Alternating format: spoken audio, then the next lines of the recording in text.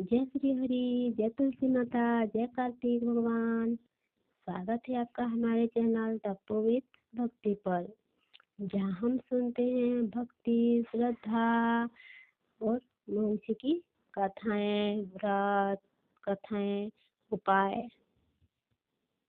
कार्तिक मास यानी भगवान विष्णु का सबसे प्रिय महीना। इस माह में किया गया हर स्नान, हर दीपदान, हर कथा स्मरण 100 गुना फल हमें देता है। आज हम आपको सुनाने जा रहे हैं कार्तिक महात्म्य का 5वां अध्याय, जिसमें वर्णन है भगवान विष्णु की पूजा विधि और कार्तिक स्नान का महत्व। तो भक्तों, वीडियो को अंत तक जरूर देखें, क्योंकि इस अध्याय के अंत में हम आपको बताएंगे वो छोटा सा उपाय जो कार्तिक महीने में करने से भगवान विष्णु अत्यंत प्रसन्न होते हैं और उनकी कृपा हमें प्राप्त होती है। तो कार्तिक महीने में भगवान श्री हरि का कथा अवश्य सुनिए। तो चलिए प्रारंभ करते हैं कार्तिक महात्म्य का 5वां अध्याय शुरू करने से पहले मैं प्रभु के चरण में कुछ कहना चाहती हूँ। प्रभु मुझे सहारा है तेरा, जग के पालनहार। कार्तिक महात्म्य की कथा करूँ मैं विस्तार। राजा पृथु बोले, हे नारद जी, आपने कार्तिक मास में स्नान का फल कहा है। अब अन्य मासों में भी विधि पूर्वक स्नान करने की विधि, नियम और उद्यापन की विधि को बतलाइए। देवर्षि नारद ने कहा, हे राजन, अब भगवान विष्णु किसके अंत से उत्पन्न हुए हैं, अतः आप यह बात को आपको यथाचित विधान बतलाता हूँ। अश्विन मास के शुक्ल पक्ष एकादशी से कार्तिक स्नान का व्रत करना चाहिए। ब्रह्म मुहूर्त में उठकर जल का पात्र लेकर गांव से बाहर पूर्व अथवा उत्तर दिशा में जाना चाहिए। उसके बाद जो मनुष्य मुख शुद्धि नहीं करता, उसके किसी भी मंत्र का फल प्राप्त नहीं होता। अतः दांत और जीभ को पूर्ण रूप से शुद्ध हमें करना चाहिए और इस मंत्र का जाप करना चाहिए। हे भगवान, आप मुझे आयु, कीर्ति, तेज, प्रज्ञा, पशु संपत्ति, महाज्ञान, बुद्धि और विद्या प्रदान करें। इस प्रकार उच्चारण करके वृक्ष से 12 अंगुल का दातुन लें। दूध वाले वृक्षों से दातुन कभी नहीं लेना चाहिए। इस प्रकार कपास, कांटेदार वृक्ष और तथा जले हुए वृक्ष की भी दातुन हमें कभी नहीं करना चाहिए। उत्तम गंध आती हो और जिसकी टहनियाँ कोमल हो, हमें ऐसे वृक्ष से दातुन लेकर करना चाहिए।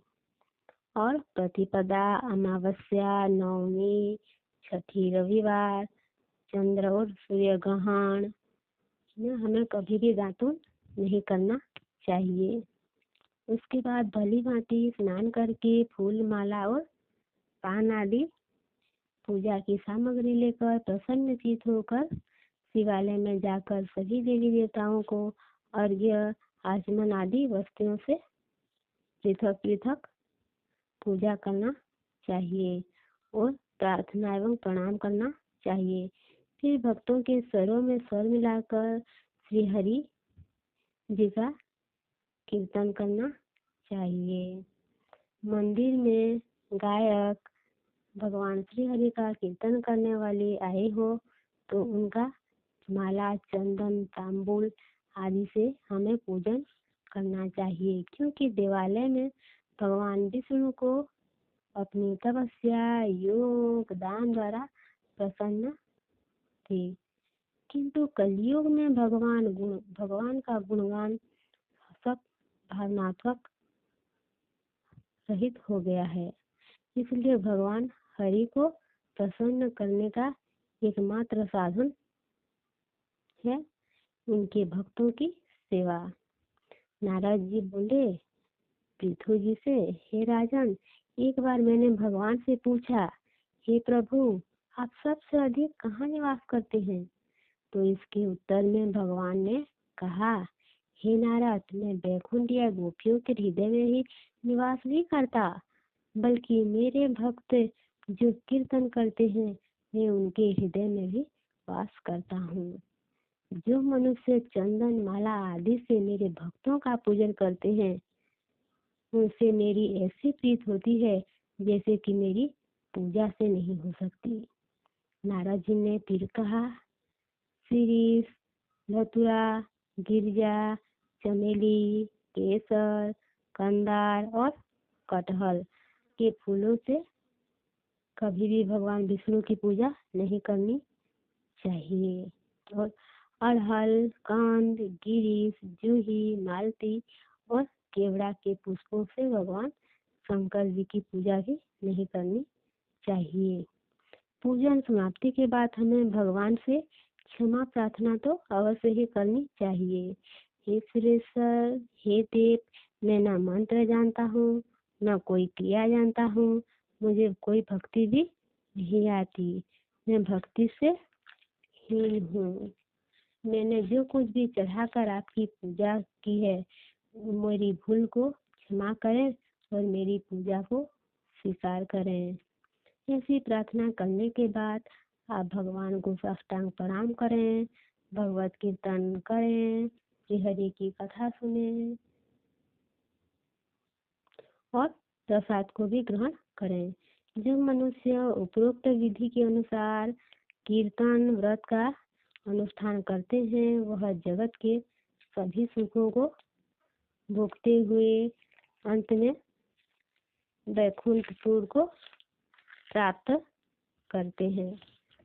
तो भक्तों, आप भी कार्तिक